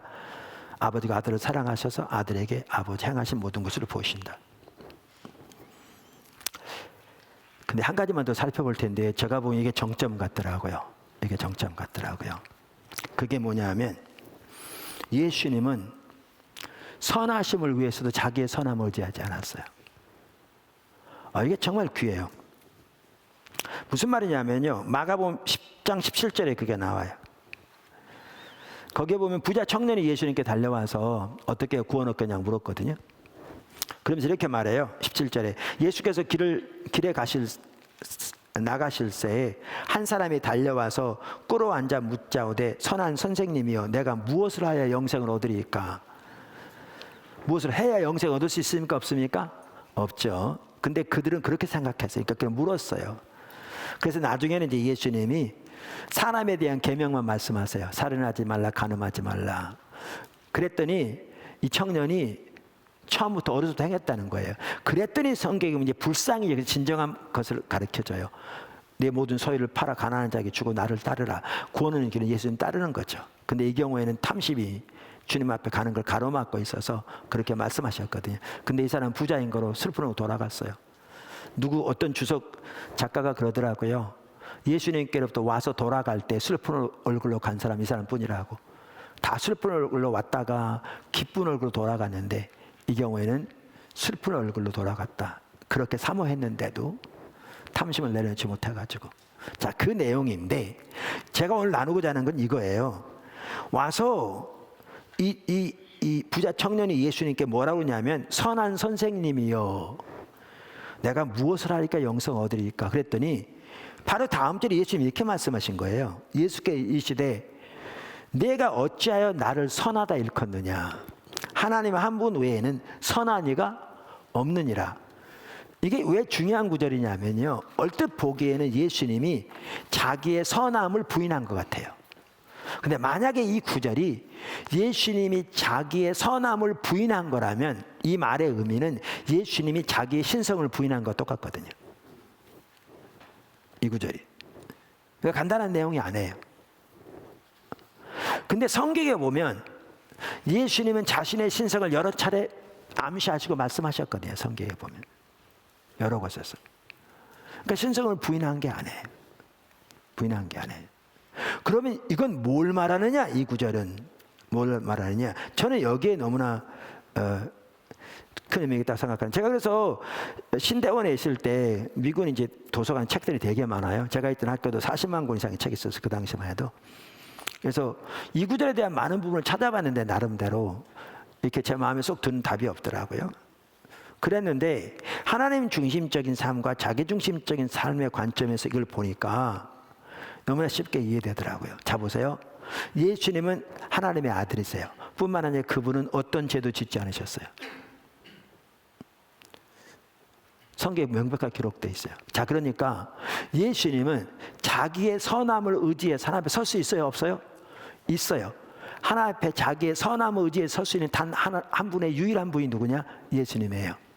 그런데도 예수님은 자기의 선함을 의지해 서지 않았어요. 그가 의지하는 선함은 하나님의 선함뿐이었어요. 이게 십자가 복음의 핵심입니다. 어마어마한 내용이라고 저는 생각합니다. 아까 말씀의 본체 되신 분이 말씀을 전하는 데 있어서 무슨 말씀을 전할 때 것뿐만 아니라 어떻게 전할 것까지 철저하게 하나님의 뜻을 따르셨다니까요. 자기 스스로 아무것도 할 수 없는 판단하는 권세를 받으신 분이 아무것도 스스로 판단하지 않고 아버지의 판단을 구했다니까요. 죄 없으신, 죄라고는 그림자도 없으신, 그래서 자기의 선함을 의지해서 하나님 앞에 설 수 있는 단 하나의 유일한 분인 예수님이 근데 자신의 선함을 의지해서 하나님 앞에 서지 않았어요. 예수님이 의지하신 선은 하나님의 선하심 뿐이었어요. 이게 복음의 핵심인 거죠. 오늘날 우리는 예수님과는 근본적으로 달라서 우리 중에 단 한 사람도 우리의 선함을 의지해서 하나님 앞에 설 사람이 없어요. 근데 적지 않게 수많은 인간이 자기의 선을 의지해 하나님 앞에 서려고 하니까 그게 저주 아래 있는 거죠. 그렇게 설 사람 단 한 사람이 없는데, 근데 예수님은 그렇게 할 수 있는 단 하나의 유일한 분임에도 자신의 선을 의지해서 하나님 앞에 서지 않았어요. 자, 그러면 여기에서 우리가 이런 내용들을 보면 뭘 볼 수가 있는가 하면요, 예수님이 얼마나 하나님의 자원으로 사셨던가를 볼 수 있어요. 이게 우리 신앙입니다. 이게 창세기부터 의미하신 우리 신앙이라니까요. 그것을 가장 잘 보여주신 분이 누구냐? 예수님이라니까요. 예수님은 누구보다 자기 자원으로 살 수 있는 능력과 권세와 그러한 자격까지 보유한 분이시지만 그분은 그렇게 살지 않으셨어요. 그러므로서 우리에게 우리의 신앙의 삶이 어떠한 것인가를 명확하게 보여주신 분이죠. 그래서 하나님 중심적인 삶의 한 부분이 뭐냐 하면 하나님의 자원으로 사는 삶입니다. 사실은 우리로 하여금 하나님의 자원으로 살 수 있도록 하나님이 우리에게 하신 일이 뭐냐? 하나님의 영을 하나님의 영인 성령을 우리에게 보내주신 거죠. 그래서 우리가 할 수 없는 것을 하나님이 하시나니 하나님이 우리를 그래서 성령으로 기름 부으시고 인치셔서 우리 안에 하나님의 영을 주신 거죠. 할렐루야. 그래서 아까 말씀드린 대로 십자가 복음의 삶이 다른 한편으로 하나님이 중심적인 삶을 가장 잘 보여주는 거라고요. 그래서 예수님이 십자가에 돌아가시고 부활하신 후에 오늘날의 하나님 중심적인 삶의 핵심은 십자가 복음의 삶이죠. 결국 십자가 복음의 삶이죠. 자, 그러니까 하나님 중심적인 삶의 또 하나의 특징이 뭐라고 그랬죠? 아까 하나님의 자원으로 사는 삶이고 또 하나의 특징이 하나님의 목적을 위해 사는 삶입니다. 목적을 위해. 하나님 중심적인 삶의 또 한 특징은 하나님의 목적을 위해 사는 것입니다. 성경은 모든 피조물이 하나님을 위해, 즉 예수님을 위해 창조되었다고 말하고 있습니다. 골로새 1장 16절 17절. 뿐만 아니라 하나님은 우리를 구원하셔서 하나님의 영광을 위해 살도록 하셨습니다. 할렐루야. 베드로전서 2장 9절, 고린도서 5장 19절 20절, 고린도후서 5장 15절, 로마서 14장 7절 8절. 제가 두 구절을 맺겠습니다. 고린도전서 6장 19절, 너희 몸은 너희가 하나님께로부터 받은 바 너희 가운데 계신 성령의 전인 줄을 알지 못하느냐. 너희는 너희 자신의 것이 아니라 값으로 산 것이 되었으니 그런즉 너희 몸으로 하나님께 영광을 돌리라. 로마서 14장 7절, 우리 중에 누구든지 자기를 위하여 사는 자가 없고 자기를 위하여 죽는 자도 없도다. 우리가 살아도 주를 위하여 살고 죽어도 주를 위하여 죽나니 그러므로 사나 죽으나 우리가 주의 것이로다. 세계적인 베스트셀러 중에 하나였던 목적이 이끄는 삶, 그 저자가 릭 워런 목사님이죠. 그분이 그 책의 1장에서 뭐라고 말한 줄 아세요? 하나님이 의도하신 목적이 우리의 삶 속에 이루어지기 위해서는 우리가 하나님의 목적을 위해 사는 삶부터 시작해야 된다는 거예요. 그래서 그분이 예를 드는 게 이거예요. 미국 같은 데 산이 이렇게 깊거든요. 그럼 어떨 때는 산에 들어가서 길을 잃을 수 있어요. 워낙 깊다 보니까. 한번 어떤 사람이 산에 들어갔는데 길을 잃었어요. 그러니까 아무리 돌아도 전혀 찾지 못하는 거죠. 그랬더니 어떤 거기 사람한테 물었대요. 그랬더니 그분이 그러더래요. 여기서는 거기를 못 나갑니다. 거기를 가려면 저기 내려가서 저기서 다시 시작해야 합니다. 그래야 이 산을 나갈 수 있습니다. 그러더래요. 그 예를 들으면서 그러는 거예요. 하나님의 목적이 우리 삶 속에 이루어지려면 하나님의 목적을 위해 사는 삶부터 시작해야지 자기 목적을 위해 사는 삶을 살면서 하나님의 뜻이 우리 삶 속에 이루어진 삶은 불가능하다 그 얘기예요. 거기서는 안 됩니다 그 말이. 그게 되려면 저기 내려가서 새로 시작해야 합니다. 당연한 얘기죠. 왜냐하면요, 하나님의 목적이 우리 삶 속에 이루어지고 하나님의 약속이 성취되고 하나님의 계획이 성취되고 하나님의 생명에서 넘치는 그 모든 것들은 하나님 중심적인 삶에서만 가능합니다. 이 책이 명확하게 말합니다. 그리고 하나님 중심적인 삶의 한 부분은 하나님의 목적을 위해 사는 것입니다. 나중에 나오지만 타락한 삶의 한 본질이 뭐냐? 자기 목적을 위해 살면서 하나님은 자기 목적을 위한 수단으로 전락하는 거죠. 그렇게 타락하면 아무리 많은 종교적인 의식이 있어도 자기 목적을 이뤄달라고, 그것은 전혀 하나님을 사랑하는 사람이 아니죠. 올바른 신앙도 아니지. 특별히 요즘은 포스트 모더니즘 시대입니다. 모든 것이 다 자기 중심인 거죠. 세계 중심이 자기가 그 안에 있는. 그래서 몇 년 전에 그러더라니까. 라디오에서 많은 사람은 상담하는 사람인데 그분이 하는 얘기예요. 상담하다 보니까 과거에는 이렇게 어려운 사람들이 자기가 뭐가 잘못됐을까 이렇게 자기를 이렇게 보살펴보면서 바꾸려는 시도들이 수년 전까지 많았는데 최근에는 그런 것은 거의 사라지고 자기를 전혀 보지 못할 뿐만 아니라 환경만 탓하고 다른 사람만 탓하는 거죠. 자기의 문제. 해결돼야 안 돼요? 전혀 안 되는 거죠. 뭐가 바뀌었게요? 세계가 바뀌어가고 있는 거죠. 어떻게? 모든 중심에 자기를 둔. 그러니까 모든 기준이 자기 중심에 이루어진 겁니다. 절대적인 진리도 없습니다. 자기가 보기에 좋으면 좋은 거고 자기가 싫으면 싫은 겁니다. 내게 좋은 건 나한테 좋은 거고 이 사람이 좋은 건 이 사람이 좋은 겁니다. 서로 타치하지 말라는 겁니다. 각자 좋으면 되는 겁니다. 이렇게 바뀌어버렸어요. 세계가 더 급속도 그렇게 돼가고 있습니다. 자, 이런 상황에서 하나님 중심적인 얘기를 하니까 거부감이 있는 거죠. 정면 충돌이 되거든요. 그런데 중요한 것은 자기 중심적인 삶에서 하나님의 생명 역사가 없습니다. 그리고 자기 중심적인 삶에 진정 행복도 없습니다.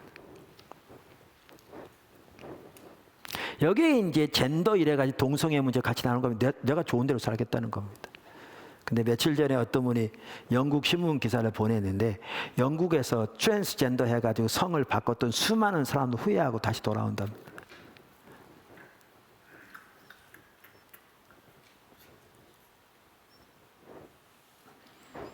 근데요, 하나님이 우리를 창조하실 때 하나님의 목적을 위해 창조하셨는데 이걸 기억하셔야 합니다. 하나님은 우리를 사랑하시되 독생자까지 아끼지 않으며 사랑하시고 인간을 창조하실 때부터 사랑하셔서 하나님과의 사랑의 교제를 나눌 가족으로 창조하시고 그 인간을 향한 하나님의 뜻은 하나님의 생명이셨기 때문에 지금도 생명이시기 때문에 하나님의 목적을 위해 사는 하나님 중심적인 삶이 우리에게 가장 복된 삶이고 가장 행복한 삶입니다. 제가 말씀드렸잖아요. 부부 사이도요, 부부가 하나님 중심적으로 하나님 주권적인 통찰에 상대방을 하나님의 방법으로 사랑할 때 가장 행복합니다. 가장 든든합니다. 가장 그 가정이 오래갑니다. 하나님 중심적인 삶이 우리에게 가장 복된 삶이기 때문에 하나님의 목적을 위해 사는 것이 우리에게 최선의 삶입니다. 왜냐하면 여러분 이걸 기억하셔야 합니다. 이사야서 55장에 하나님의 생각과 우리 생각은 달라서 하늘이 땅에서 높은 것처럼 높다고 그랬습니다. 그러니까 우리 생각과 하나님의 생각을 다르다면 하나님의 생각이 우리 생각보다 하늘이 땅에서 높은 것 높다 그 말이죠. 이 얘기는 하나님의 목적을 위해 하나님의 인도를 따라 사는 삶이 최선의 삶입니다. 어떤 분은 그렇게 얘기했더라고요. 표현을. 지뢰밭이 있는데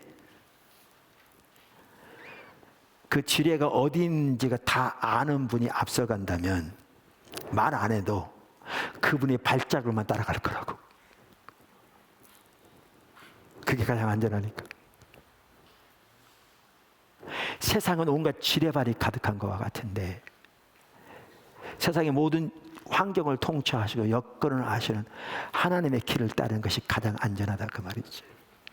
가장 복된 삶이라 그 말입니다. 특별히 그분이 독생자까지 아끼지 아니하시고 우리가 죄인 됐을 때 우리를 위해 십자가에 내어주신 사랑의 하나님이라면 더욱더 그런 거죠. 더욱더 그런 거죠. 근데 이 하나님의 목적을 위해 사는 삶과 하나님의 자원을 위해 사는 삶이 연결되어 있습니다.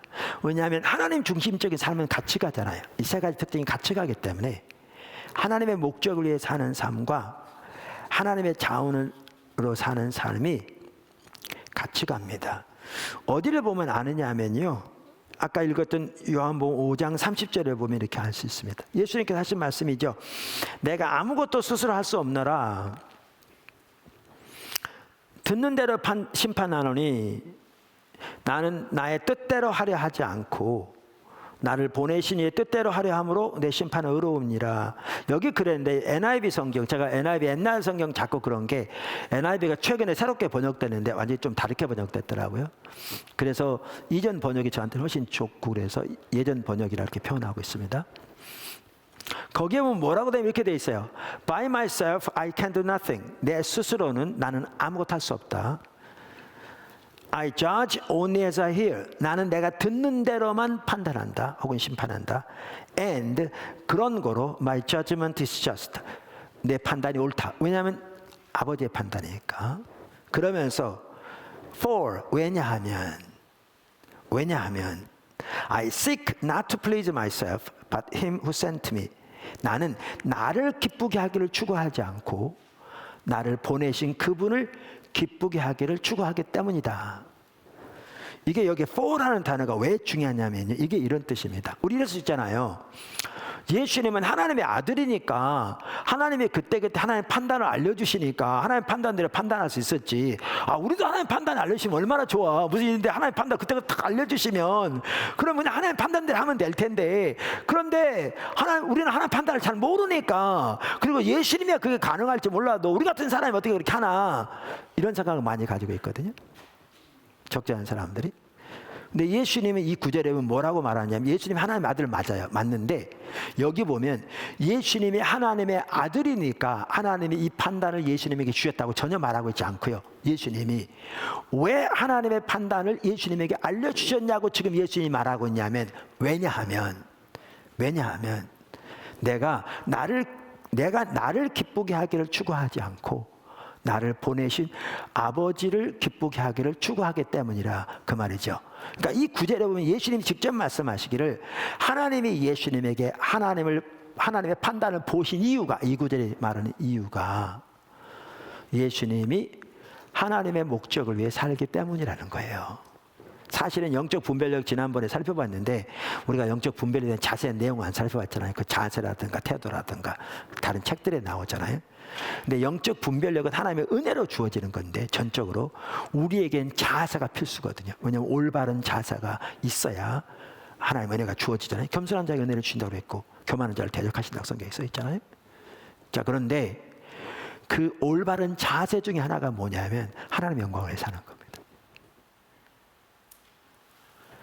그러니까 어쩌면 여러분들이 여러분 자신을 위해 살지 않고 여러분의 삶을 살아가는 목표가 여러분을 구원하신 하나님의 영광을 위해 진정으로 사는 것이라면 여러분에게 여러분이 생각하는 것보다 훨씬 더 많은 영적인 분별력이 주어질 겁니다. 뿐만 아니라 하나님의 자원이 함께할 겁니다.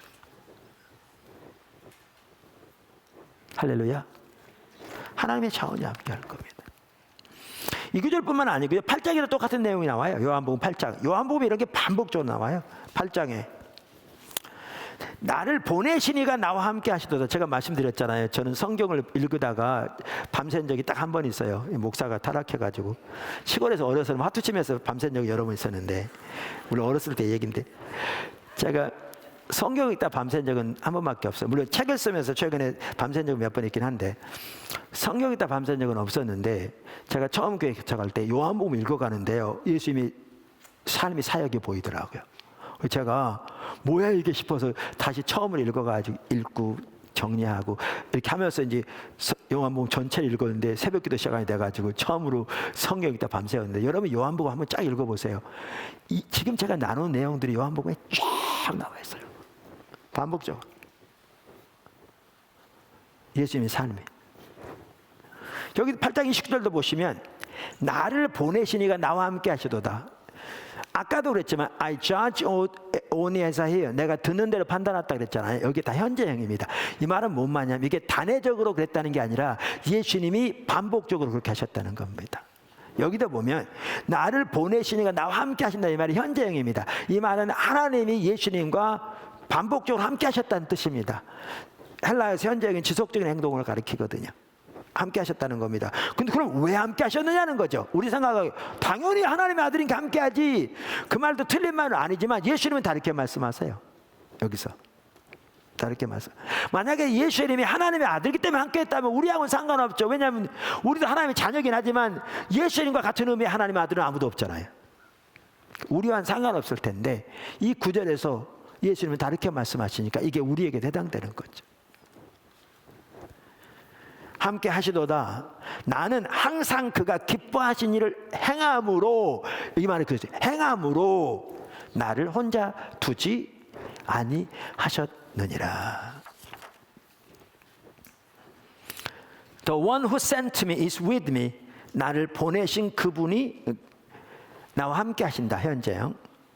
He has not left me alone. 그분은 나를 혼자 두지 않으셨다. For 왜냐하면 I always do what pleases him. 나는 항상 그분을 기쁘게 하는 일을 하기 때문이다. 그러니까 이렇습니다. 예수님은 항상 하나님의 영광을 위해 사셨고 그래서 하나님이 항상 예수님과 함께 하셨다고 성경에 기록되어 있습니다. 예수님이 하신 말씀입니다. 성경의 내용입니다. 그러니까 여기도 보면 뭘 할 수 있냐면 하나님의 목적을 위해 사는 삶과 하나님의 자원이 함께하는 삶이 그것이 연관되어 있는 걸 볼 수 있습니다.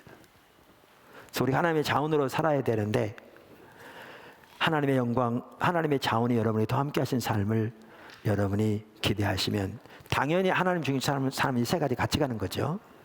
하나님의 목적을 위해 사는 여러분이 되시길 주님의 축원합니다. 그래서 여기 보시면요, 예수님은 철저하게 하나님의 목적을 위해서 하셨고요. 그 외에 여러 가지 자세한 더 내용들은 책들을 보시면 좋겠습니다. 사셨고 그리고 하나님이 이렇게 함께 하셨어요. 마지막으로 예수님은 하나님의 방법대로 사셨습니다. 철저하게. 그래서 하나님의 길, 하나님의 방법대로 사는 사람이 하나 핵심이 하나님의 길을 따라 행하라고 성경은 반복적으로 말하고 있죠. 그래서 성경에 보면 예수님께서도 철저하게 하나님의 행하심을 보고 그 행하심을 따라 순종했던 것을 볼 수가 있습니다. 하나님의 방법을 따라 살기 위해 우리에게 필수적인 요소 중에 하나는 하나님께 묻는 것이죠.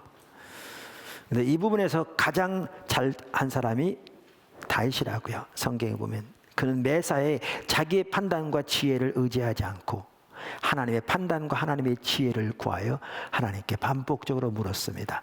정말 참 다윗 잘했습니다. 그게 사무엘상 23장 2절, 4절, 사무엘하 2장 1절, 5장 19절, 20절 등에 많이 나오는데요. 저는 거기에 하나의 좀 뭐라 그럴까? 좀 하나의 그 대표적인 예라고 그럴까? 그거를 30장에서 보겠더라고요. 30장 6절에서 8절인데 이걸 보면 다윗이 어떤 사람인가를 볼 수 있어요. 그는 그만큼 하나님의 인도와 하나님의 지혜와 하나님의 판단을 구했습니다. 그만큼 하나님의 자원으로 살았고 하나님의 길을 따라 살기를 원했던 사람입니다. 제가 그 대표적인 예만 볼게요. 사무엘상 30장인데요. 다윗이 블레셋에서 피신해 있을 당시입니다. 블레셋 족장들 앞에서 사울을 치러 간 적이 있었어요. 왜냐하면 자기를 돌봐주던 블레셋 족장이 다윗을 잘 봐서 데리고 갔거든요. 그랬더니 블레셋 다른 족장들이 이제 항의를 한 겁니다. 왜냐하면 다윗이 어떤 사람을 다 알았거든요. 이스라엘 소문이 있기를 사울은 천천히 다윗을 만만히 소문이 다 알았어요. 근데 다윗이 부하들 데리고 같이 와버리면 만약에 전쟁에 나갔다가 다윗이 배신해버려서 자기들이 적이 되면 양쪽에서 공격을 받다 우리 다 망하게 된다. 이거 안 된다. 그러면서 이제 안 받아들인 거죠. 그러니까 다윗을 돌봐주고 있던 족장은 다윗을 신뢰하기 때문에 데려갔는데 다른 족장들이 안 받아들이는 거예요. 그래가지고 다윗이 이제 할 수 없이 돌아왔어요. 있는 그 시글락으로 돌아왔어요. 그랬더니 어떤 일이 있었냐면요. 그렇게 나가 있는 동안에 아말렉 사람들이 시글락을 침범해가지고 다윗이 머물던 그 모든 집들을 다 불태워버리고요. 자녀들과 아내들을 포로로 잡아가 버리고요. 모든 짐승을 다 뺏어가 버렸어요. 돌아와 보니까. 그러니까 어떤 일이 생겼냐면 부하들까지 이 정도 되니까 눈이 뒤집혀가지고 자기 그동안은 다윗을 잘 따랐지만 이 정도 되니까 눈이 뒤집혀가지고 돌을 들여 다윗을 치려고 그래요. 이 상황이에요. 이해하시겠죠? 뭐 어느 정도인지. 여러분 같으면 어떻게 했겠어요? 그 당시 다윗이었다면? 우리가 성경 읽을 때 그 자리에다가 항상 자기를 놓고 읽어야 된대요. 어떻게 했겠어요? 근데 그 상황인데요. 다윗은 어떻게 한 줄 아세요? 하나님께 물었어요. 어마어마해요. 이렇게 보면. 그 배후에는 어떤 가치관인 줄 아세요? 하나님이 가지 말라고 망갈참해요. 지금.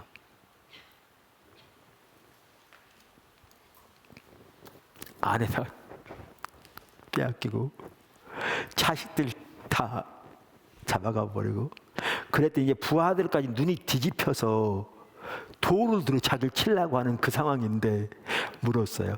우리 같으면 그 정도 되면요. 묻기는 뭘 물어 가야지.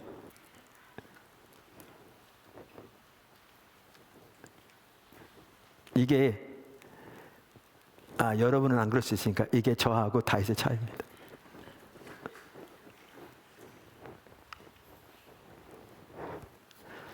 제가 읽어볼게요. 성경을 사무엘상 30장 6절부터입니다. 8절까지. 백성이 각기 자녀들을 위하여 마음이 슬퍼서 다윗을 돌로 치자 하니 다윗이 크게 군굽하였으나 그 하나님 여호와를 힘입고 용기를 얻었더라. 주님만 의지하고 선 거죠. 다윗이 아비멜렉의 아들 제사장 아비아달에게 이르되 청컨대 에봇을 내게로 가져오라. 아비아달이 에봇을 다윗에게로 가져오매 다윗이 여호와께 묻자와 가로되 내가 이 군대를 쫓아가면 미치겠나이까? 여호와께서 대답하시되 쫓아가라. 내가 반드시 미치고 정령 도로 찾으리라. 물은 거예요. 아까도 말씀드렸는 물었다는 얘기는 뭐냐면요, 하나님이 가지 말라고 안 가르쳐냅니다. 하나님이 어차피 가지 말라고 해도 물을 것 같으면 뭐 때문에 묻습니까?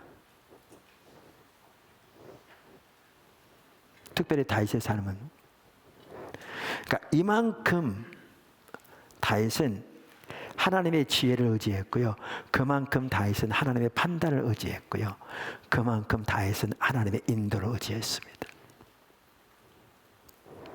하나님의 자원으로 하나님의 목적을 살 뿐만 아니라 하나님의 방법으로 살았던 거죠.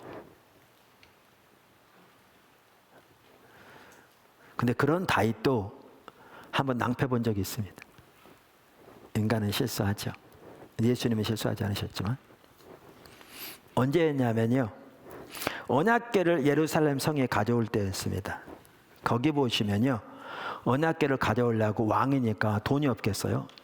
수레를 새 걸로 특별하게 쫙 만들었습니다. 기념할 일이잖아요. 그리고 가져오면서 성대한 제사를 지냈습니다. 근데 어떻게 한 줄 아세요? 가져오다가 언약궤가 이렇게 이 수레가 이 돌에 걸려 이렇게 하다 보니까 흔들려가지고 언약궤가 흔들려가 떨어지려고 그러니까 옆에 지나가던 부하가 웃사라는 부하인데, 가다가 언약궤 땅에 안 떨어지려고 딱 잡았는데 잡는 순간에 직사했습니다. 언약궤 손을 못 대게 돼 있거든요. 그랬더니 모든 게 중단됐죠. 다윗이 이만큼 화가 났습니다. 아마 그랬을 겁니다. 하나님, 그러면 언약궤가 땅바닥에 떨어져 시궁창에 떨어지기를 원하셨습니까? 그러면 뭐 이랬겠죠. 아니, 그거 안 떨어지려고 잡은 건데 그거를 그렇게 치시면 어떡합니까? 뭐 그랬겠죠. 그런데 나중에 회개해요. 왜 회개한 줄 아세요? 자기가 잘못된 걸 깨달았어요. 뭐를 깨달았냐면요, 하나님의 방법대로 안 한 걸 깨달았어요. 그리고 하나님의 방법대로 안 한 이유가 어디에 있는 걸 깨달았냐면 묻지 않았기 때문에 깨달은 걸 깨달아요. 그래서 회개해요. 하나님 방법이 뭔데요? 언약궤는 수레에 메고 가지 않게 돼 있어요. 레인들이 매게 돼 있어요. 성경에 보면. 그러니까 아무리 좋은 수레를 만들고 싼 것으로 만들고 돈을 왕창 들였을지 몰라도 하나님의 방법이 아니었던 거예요. 그리고 하나님 방법대로 했다면 그럴 일이 없었던 거죠. 그런데 다윗은 하나님을 사랑하는 사람이고 깨어있는 사람이니까 자기가 화를 냈다가도 잘못된 걸 깨닫고 회개하죠. 그리고 나중에 올바로 가져와요. 제가 성경 읽어보겠습니다. 이렇게 돼 있어요. 역대상 15장 13절. 전에는 너희가 매지 아니하였으므로 우리 하나님 여호와께서 우리를 충돌하셨나니 이는 우리가 규례대로 저에게 구하지 아니하였음이니이다. 보십시오. 자기 잘못을 깨닫게 됐는데 원래 성경에 의하면 매게 돼 있는데 매지 않아서 하나님이 충돌하셨다 그랬는데 그거를 깨닫지 못하게 된 게 우리가 규례대로 묻지 않았기 때문이다. 그동안 잘 물어왔는데 하나님께 안 물어서 이런 일을 당했다. 그 말이죠. 그래서 여기에 보면요, 그러니까 이런 하나하나가 얼마나 하나님의 길, 하나님의 방법을 따라 행하는 게 중요한가를 볼 수 있고요. 하나님의 길을 따라 행하는 것 중에 핵심이 영적인 분별력이 여기에 중요하고요. 또 하나는 하나님의 관점에서 행하는 게 중요하고 또 하나는 하나님의 인도를 따르는 게 중요하거든요. 왜냐하면 하나님의 일은 하나님의 방법으로 이루어지니까. 그래서 하나님은 하나님 목적을 알리실 뿐만 하나님 방법을 알리시거든요. 그래서 그 중에 하나가 이제 이렇게 묻는 것이죠. 왜냐하면 또 하나님 의지하여 하나님의 인도를 받는 것이죠. 왜냐하면 하나님의 자원으로 하나님의 지혜를 따라 하나님의 인도를 따라 행하기를 원하기 때문에. 네, 그런 면에서 볼 때 우리는 다윗의 삶에서 그러한 중요한 점을 볼 수 있습니다. 네, 설교 마치겠습니다. 이렇게 우리 신앙은 처음부터 끝까지 하나님 중심적인 삶이고 하나님 인간을 창조하실 때 의도하셨고 이스라엘 세우실 때도 그렇고 신약의 교회는 더 말할 것도 없고 가장 잘 보여주는 게 예수님이 얼마나 철저하게 하나님 중심적인 삶을 사셨는가를 보면 우리 신앙이 어떻게 하나님 중심적인 삶인가를 볼 수 있습니다. 두 번째 우리가 기억해야 할 것은 하나님 중심적인 삶에만 하나님의 진정한 생명과 은혜가 함께한다는 거죠. 이게 중요합니다. 이게 나중에 나오지만 하나님 중심적인 삶에서 자기 중심적인 삶을 전락한 게 타락의 본질입니다. 그 다음에 오늘 살펴본 것은 하나님 중심적인 삶의 특징은 하나님의 자원으로 하나님의 목적을 위해 하나님의 방법으로 사는 건데 우리는 이 삶을 예수님의 삶에서 그리고 일부 다윗의 삶에서 하나님과 동행했던 정말 귀한 사람들의 삶에서 우리가 살아야 할 하나님 중심적인 삶이 무엇인가를 보았습니다. 그래서 우리가 이러한 부분들을 늘 돌아보면서 더 하나님 중심적인 삶으로 저와 여러분이 더 돌이켜지기를 그리고 그렇게 주님 안에 자라나게 되기를 간절히 소원합니다. 기도하겠습니다.